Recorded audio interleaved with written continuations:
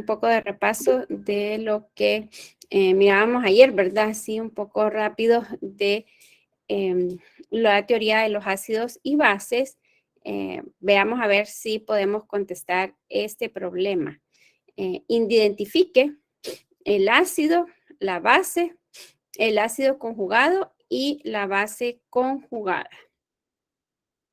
A ver, observen ahí las estructuras, vean la reacción y quién dirían que es el ácido, perdón.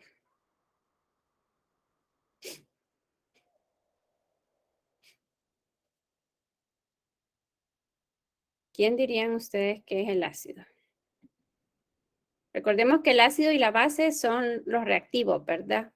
Y luego ya el ácido conjugado y la base conjugada, pues ya son los productos. Entonces, en el caso de los reactivos, ¿quién sería nuestro ácido?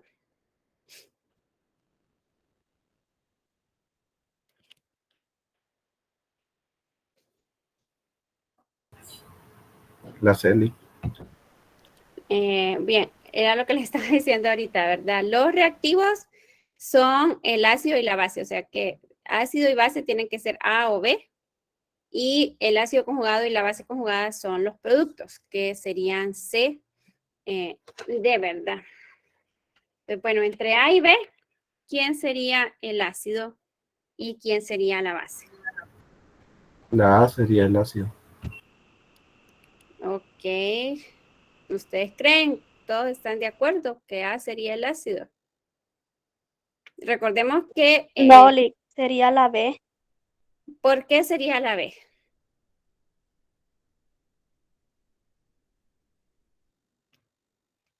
A ver.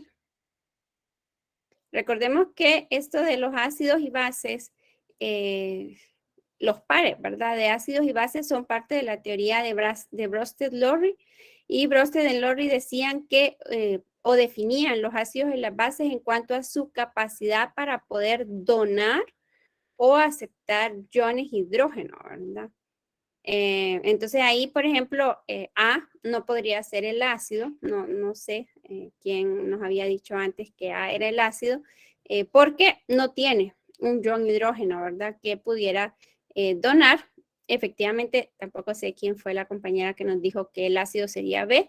Efectivamente, el ácido sería B, ¿verdad? En el caso del ion hidrógeno, pues sabemos que el oxígeno está unido a 3 hidrógenos, ¿verdad? Y que el ion hidrógeno, en general 2 lo aprendimos, es un ácido fuerte, ¿verdad? O sea que efectivamente el ion hidrógeno le cedería uno de sus protones a, valga la redundancia, y formaría las dos especies que tenemos ahí, ¿verdad? Eso es lo otro que tenemos que aprender a reconocer, ¿verdad? Y por eso les decía yo, observen la estructura. Aquí no sé si ustedes se fijan, el par que está relacionado es A con C, ¿verdad? Y podemos ver que ya en C se ha ganado, ¿verdad? Un protón, es decir, si vemos la diferencia entre la estructura de C y la estructura de A, pues A ha ganado, ¿verdad? Un hidrógeno en ese caso, ¿verdad? Y por eso este sería un par. Luego el otro par sería B y D. Si observamos ahí la estructura, la diferencia entre B y D es que D ya tiene un hidrógeno menos, ¿verdad? Y entonces por eso podemos deducir, o deberíamos de poder deducir, que B es nuestro ácido, que le cede su protón a A, que sería nuestra base, y al ceder, ¿verdad? Este protón, B, que es el ácido, se convertiría en una base conjugada, que sería D. Y A, al aceptar este protón, se convertiría, bueno, A, que es una base, ¿verdad? Y por eso puede aceptar un protón, se convertiría en C, que sería nuestro ácido conjugado, ¿verdad? Bueno, esto un repaso de teoría de Bronsted y Lowry, que como les había mencionado, pues es de lo que ya estudiaron en general 2. Bueno, entonces ayer habíamos hablado acerca de lo que era la teoría de ácidos y bases de Lewis y habíamos mencionado que en el caso de Lewis define a los ácidos y a las bases como su según su capacidad para poder donar electrones, en el caso de las bases, y los ácidos como aquellas especies capaces de aceptar electrones, ¿verdad? Entonces decíamos, si una especie va a donar electrones es porque deberá de tener pares de electrones solitarios. Si una especie va a aceptar electrones es porque debe de tener orbitales que estén medio llenos o vacíos, ¿verdad? O medio vacíos y vacíos, ¿verdad? Entonces, bueno, aquí tienen estas 4 especies. Traten ahí de representar sus estructuras de Lewis. Recordemos que las estructuras de Lewis son las que nos permiten, ¿verdad? Poder visualizar al momento de representarlas si un átomo tiene o no pares de electrones solitarios. Así que son las 10:12. Les voy a dar 3 minutos ahí para que hagan las estructuras y me digan, ¿verdad?, quiénes serían bases de Lewis en este caso.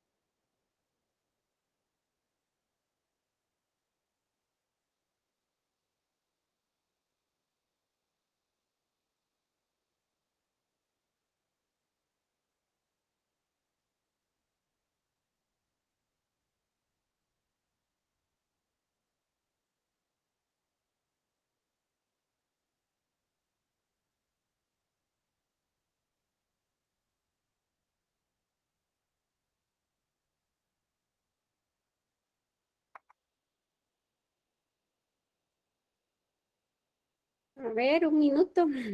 ¿Cómo van? Nos queda un minuto.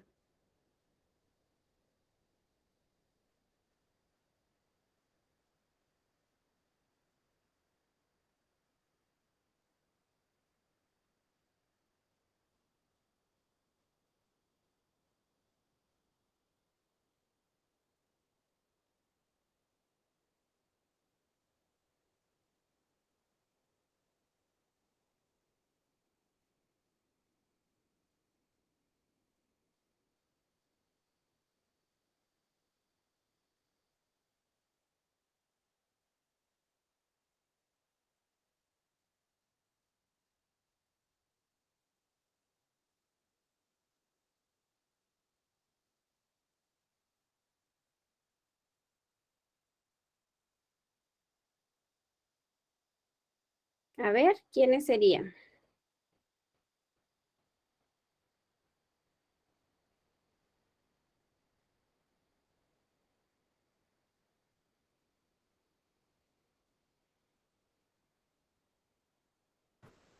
La del agua, Lick. El agua sería una base de Lewis, muy bien. Sí, el agua sería una.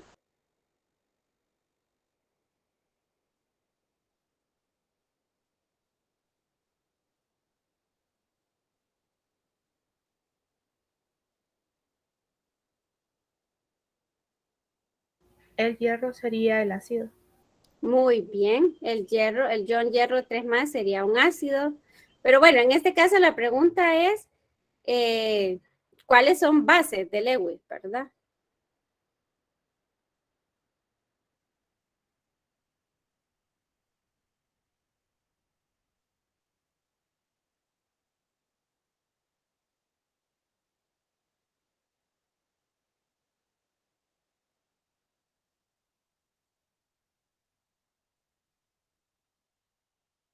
El agua sería una, muy bien. ¿Cuál sería otra?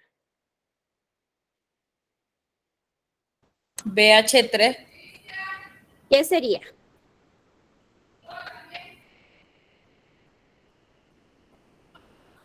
Base de Lewis. Sería base de Lewis también. ¿Perdón? Base de Lewis. No, no sería una base de Lewis. Por ahí alguien creo que lo dijo bien. No sé si fue Fry, si le reconocí bien la voz o no. No es de adivinar, ¿verdad? Por eso les decía, tenemos que hacer las estructuras. Ahorita les estoy compartiendo una pizarra para que, bueno, quien quiera compartirnos, ¿verdad? Quiera ayudarnos a hacer las estructuras, pues nos ayude. Ahorita mientras aclaramos, ¿verdad?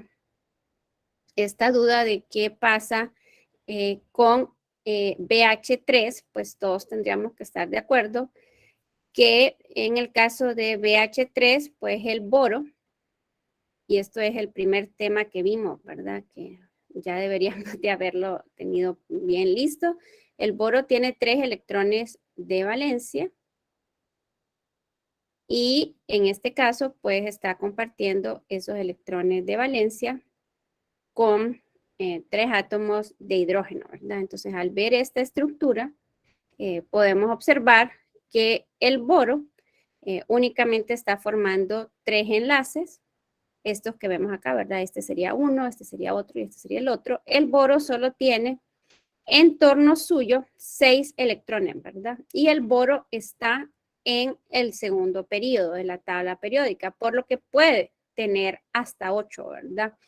No es la pregunta que nos están haciendo, porque la pregunta es ¿cuáles de las siguientes actúan como base de Lewis? Pero ya que alguien decía que es una base, realmente BH3 no sería una base, ¿verdad? Porque las bases deben de ser, claro que el repaso que les estaba diciendo con lo que iniciamos hoy, ¿verdad? Las bases de Lewis, si donan pares de electrones solitarios, pues deben de tenerlo, porque ¿cómo vamos a donar algo que no tenemos, verdad? No podemos donar 1.000.000 de lempiras si no tenemos 1.000.000 de lempiras, ¿verdad? Entonces, en este caso, esta estructura del tribromuro de boro no sería una base, sino que este sería un ácido de Lewis. Por ahí, una compañera, yo como estoy viendo la presentación, no veo quién es el que habla.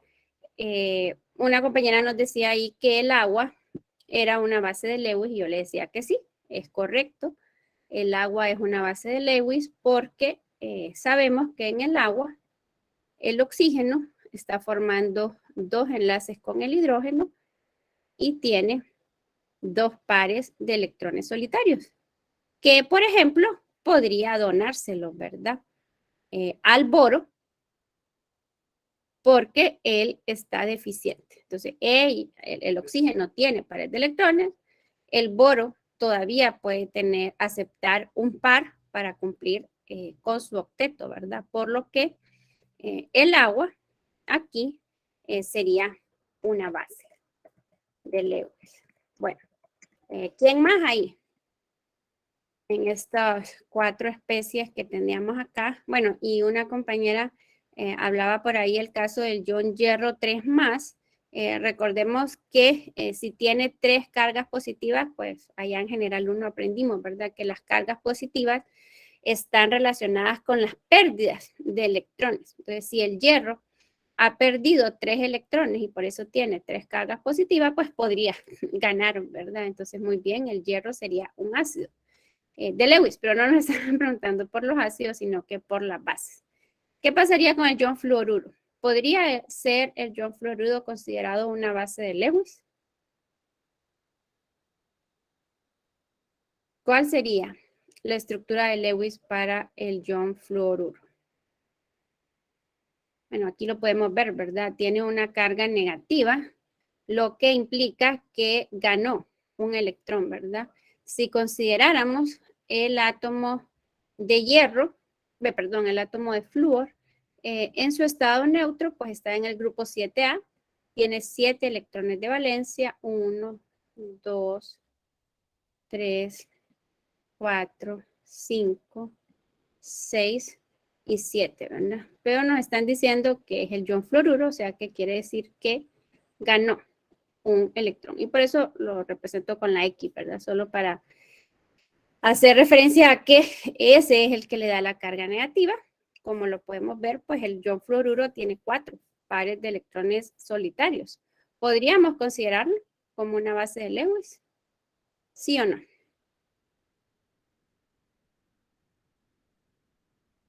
¿Cumple con lo que hemos mencionado que debe de tener una base de Lewis? Si dona, sí, vale. ¿Podría donarlo, sí o no? ¿Tiene para donar o no tiene para donar? Es la pregunta. Sí, sí.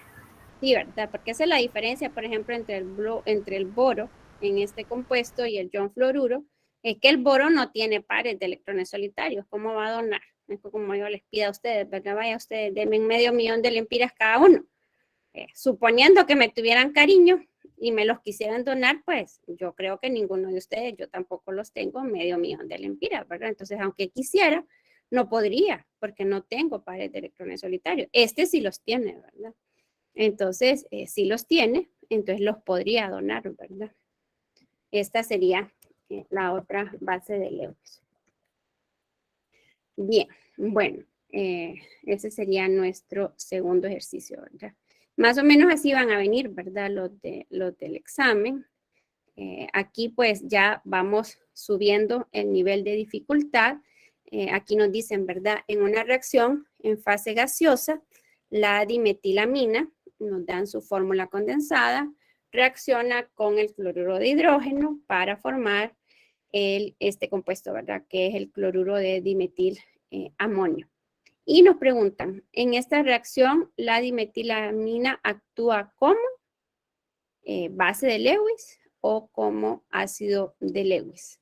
Y bueno, este tipo de ejercicio es un tipo de ejercicio de examen porque yo no les voy a poner 200 ejercicios, ¿verdad? Uno por cada uno de los temas que fuimos viendo. Aquí, por ejemplo, solo para que ustedes ya vayan asumiendo su rol de docentes, en este ejercicio yo estoy evaluando, en un solo ejercicio estoy evaluando 2 temáticas, ¿verdad? Bueno, de hecho estoy evaluando 3.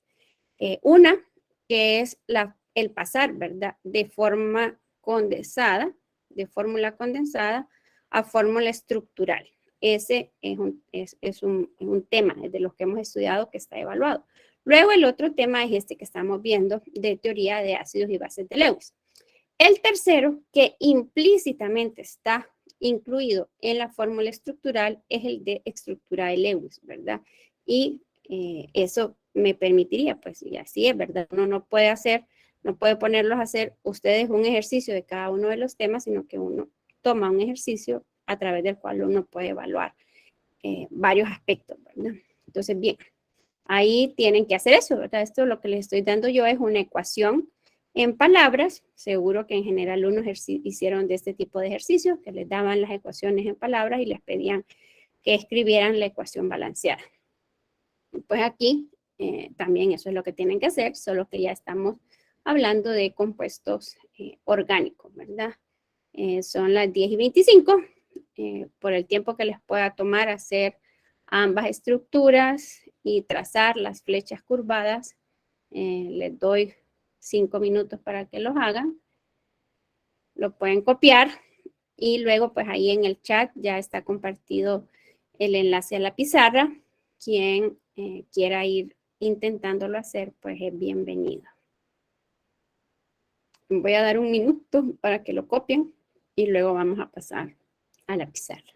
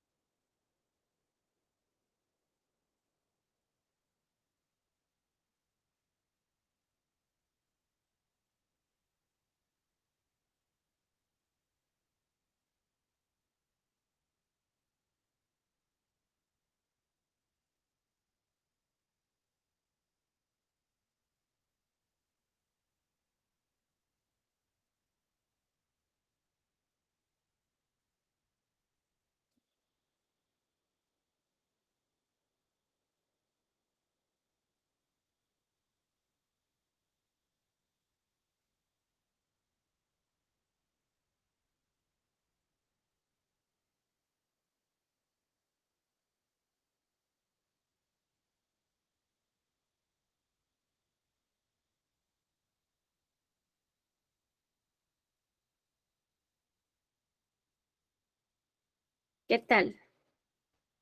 Ya más o menos. Ya lo copiaron, ¿verdad? Creo yo que sí. Entonces podemos pasar a la pizarra y a tratar, ¿verdad?, de hacer la estructura. Bueno, entonces ahí nos están dando una fórmula condensada. Hay un paréntesis, ¿verdad? Luego tenemos CH3. Luego ahí pues se cierra el paréntesis. Tenemos un subíndice 2 y un NH, ¿verdad? Entonces ya habíamos mencionado este subíndice 2, lo que nos indica es que hay dos de estos grupos unidos a este átomo, ¿verdad? Que es el que le precede, es el que va después. Entonces tendríamos que la estructura para este compuesto sería un nitrógeno que está unido a un hidrógeno y que está unido a dos grupos CH3. En este caso, pues vemos que el nitrógeno está formando 3 enlaces, ¿verdad? Entonces sabemos, o deberíamos de saber, ¿verdad? Que el patrón común para el nitrógeno cuando está formando 3 enlaces es que tiene un par de electrones solitarios y no tiene carga, ¿verdad? O sea, que es la especie neutra. Luego nos dicen que este compuesto reacciona con el cloruro de hidrógeno. Y entonces esta es la estructura de Lewis para el cloruro de hidrógeno. Tenemos el hidrógeno unido al cloro. Y luego sabemos que el cloro, pues en su patrón común, cuando solo está formando un enlace, tiene 3 pares de electrones solitarios, ¿verdad? Entonces aquí tenemos esto.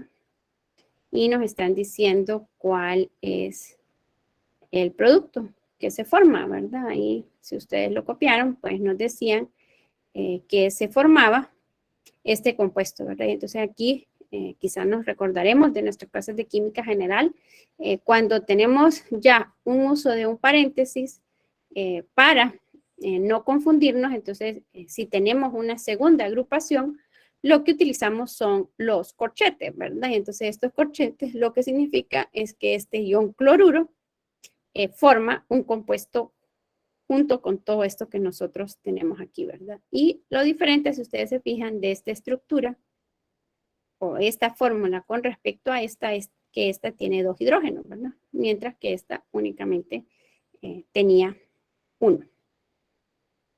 Por lo que tendríamos acá que ahora el nitrógeno está enlazado a 2 hidrógenos. Ya tenía 1, ¿verdad? Pero ahora tiene un segundo. Sigue estando unido pues a los 2 grupos metil. Y todo esto forma un conjunto, ¿verdad? Aquí pues ya deberíamos de sabernos. Este nitrógeno se encuentra en un patrón diferente. Ya no está en este común, que solo está formando 3 enlaces, sino que aquí está formando 4 enlaces.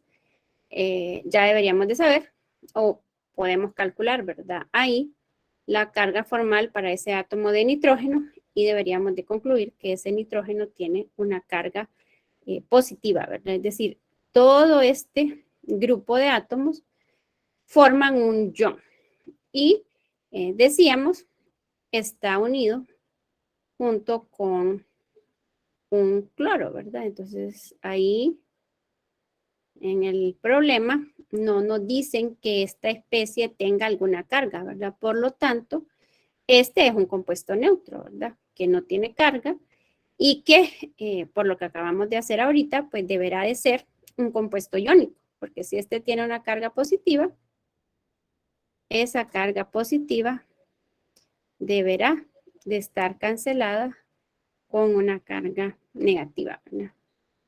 Que sería el ion cloruro, ¿verdad? Entonces, por eso este compuesto es un cloruro allá en Orgánica 2 van a aprender la nomenclatura de esto. Este se llama cloruro de dimetil amonio, ¿verdad? Esta sería nuestra ecuación, habiendo pasado, ¿verdad? De las palabras y de las fórmulas que nos daban. Y la pregunta que nos estaban haciendo era esta, ¿verdad? En esta reacción, la dimetilamina, que aquí ya nos decían el nombre, actúa como qué estaría actuando esta dimetilamina, como una base o como un ácido de Lewis.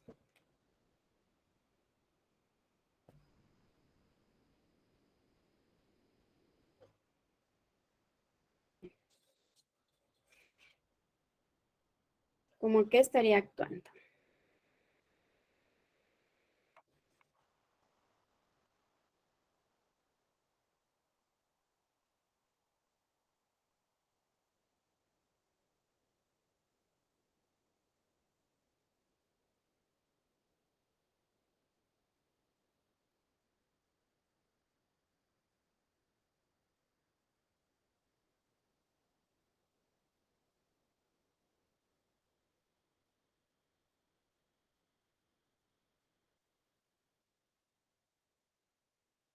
¿Cómo que actuaría?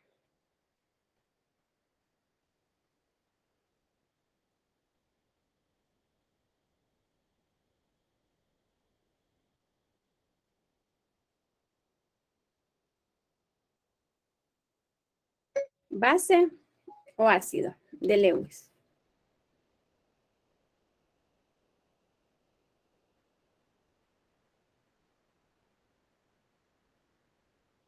Traten de plantear ahí la flecha curva de dónde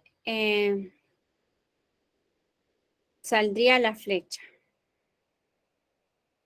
Recordemos que ayer leíamos en el libro, ¿verdad? Que las flechas siempre salen de, del par de electrones, ¿verdad? Es decir, del átomo que está donando electrones hacia el átomo que los recibe.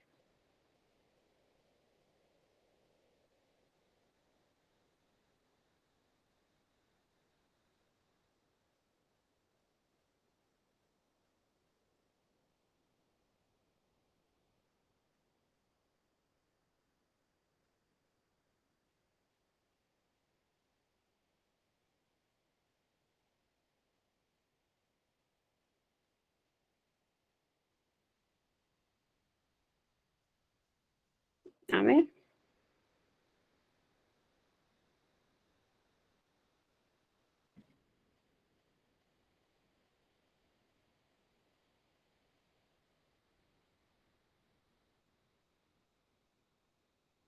¿De dónde saldría la flecha? ¿Y hacia dónde se dirigiría? Tenemos que fijarnos bien en los reactivos y en el producto final, ¿verdad?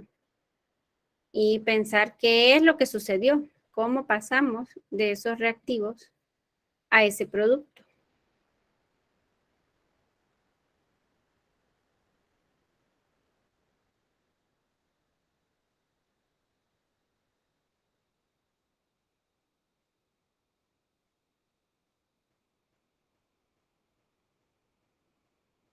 ¿De dónde debería de salir la flecha?